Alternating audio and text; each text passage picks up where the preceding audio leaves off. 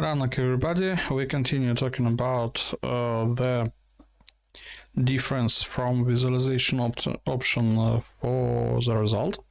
And today we talk about some difference between different type of materials and different type of solution.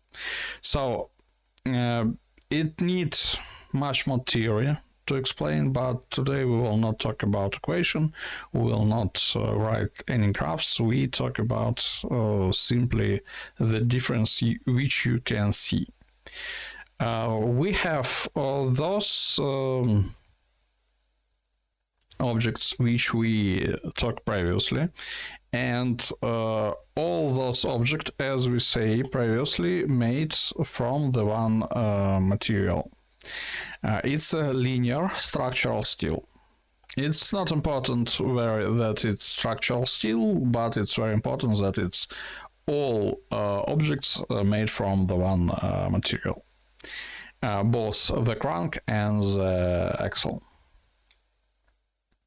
So we have another type of calculation, and here we have some difference, and the difference in the material. We have aluminum material for the crank and the axle material here, and the structural steel for the axle.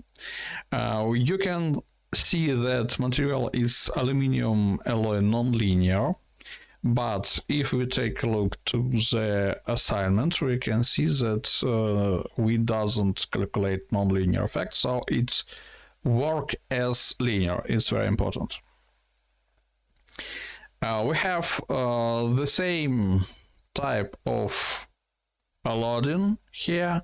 We have the same type of fixation, so this is 4 cases, which is very similar. We have some difference in meshes, the same difference as we talked on previous video. The link on previous video will be here. So we have the hexa mesh with the quadratic type of element order. So it's second order element with a parabolic function. We have the hex mesh with the linear element order, first order. We have the tetrahedral mesh with mid-side, with with quadratic element order, second order. And we have the linear tetra here as well. Here you can find a video about how to create the different type of the mesh and different type of the element order in one model. So if we take a look to some important thing, we can see firstly some difference, and secondly we can see no difference. Let's return to the previous task, to one material. And we use now only the strain and stress. So we talk for long about equivalent stress, von Mises, and we say that all these pictures are the same, almost the same, even with this not very ideal mesh, but this mesh good enough to repeat this task with your even student license type, and you can download this model for free and to repeat them. So these results are almost the same. And if we switch from the equivalent stress to equivalent strain, both averaged, we see that the numbers here are changed, but the picture are almost not. They have slightly small difference in some reason of type of averaging result. And we need much more talk about this with the simple equation, with graphs, with the paint, but not here, so it needs a theoretical explanation. But in general, the pictures are the same here. Everywhere the pictures are the same. So when we switch to those objects, we will have some difference. So this picture look very similar, and this picture also look very similar. Almost there are no difference, but if we take a look here on this axle, we can see that we have here a very big difference in the picture and even in values. So it's 6, it's 100, something like that. And for example, here we have 144, like here. But if we place here, we can see that here we have very close variance, but this is much less. And here we have also the different results, so it's not look and not correspond with the same rate and so on. But if we return to the one materials, we can see that this picture look the same, equivalent stress, but equivalent strain also look almost the same. There are no so big difference in the pictures between the elastic strain and between the average stress. And this effect we take from the different type of materials. In reason that we have here the one material and both are the steel, the picture between strain and stress are almost not present. When we talk here, we have the difference between material. Those is aluminum, and those is steel. And steel with aluminum have the difference in elastic modulus, in Young modulus. 3 times. It differs 3 times. And in general, if we doesn't have a principal problem in force distribution through construction, which can be obtained from the different material representation for different parts, when we have not so big difference in material like here, we will have the same stresses for any type of material. We talked about this previously in this video. Push me in the comment if I forgot to add the link for the current video. So if we create the wall model from aluminum, if we create the wall model from steel, they will both have the same stress. And even if we create some part of material from the aluminum, some part from the steel, for now, for this case, it will not have the big difference in the stresses.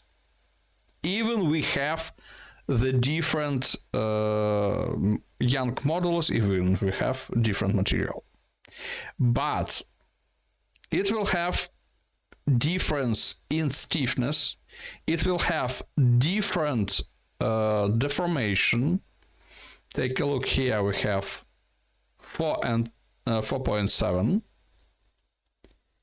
and here we have 1.7, so it's 3 times less for the steel, because it's more rigid, because the level of elasticity model is higher 3 times. And in those result here, we have the different strain distribution in the steel material and in the aluminum material. And in steel material, we have 3 times less strains than in aluminum, no matter where those material for now. But then the stresses is strain which multiplied by elastic modulus. So we strain which is 3 times less than in steel than in aluminum. Then we thus strain, which is 3 times less, multiply by 3 and obtain the same stresses. But when we take a look here and we take a look for those results, those pictures look very different from those. Those pictures look very different from those. But if we measure 7.704, right, he's 2 minus 2 E minus 3. So let's return here 7 E minus 4, 3 minus 3. So in reasons that mesh are not ideally correspond, or I choose something else, we can have small difference in strain 2.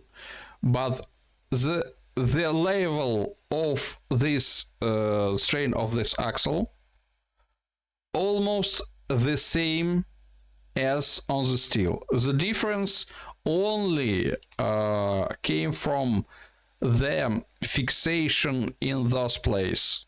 Steel are more rigid, so in the second variant where it's not steel but aluminum, we have more flexible boundary conditions, and that's the result why we have here higher deformation, higher strain rate than in previous version. So that's how different materials can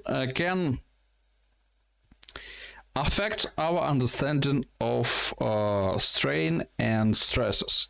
Because if we work for long with the same type of material, like all construction made from steel, different type of steel, but all steel, all construction made from the, for example, aluminum, or some places made from plastic, from the rubber, but we're not interested in it, and we analyze only aluminum part. Then we have the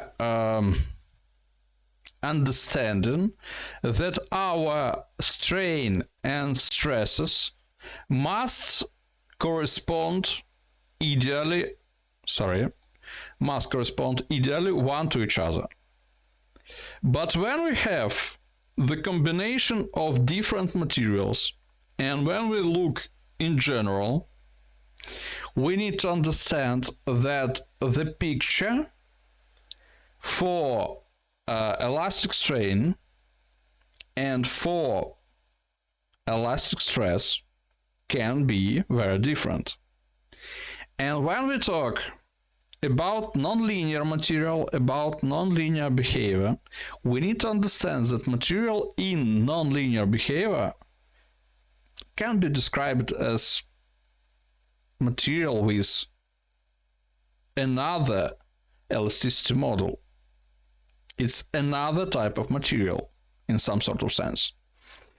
And it's present in some part of the construction, in some parts or in some places of the part. And because the difference in rigidity in elasticity model, not 2-3 times, but 100 times and more, the behavior will have much more difference.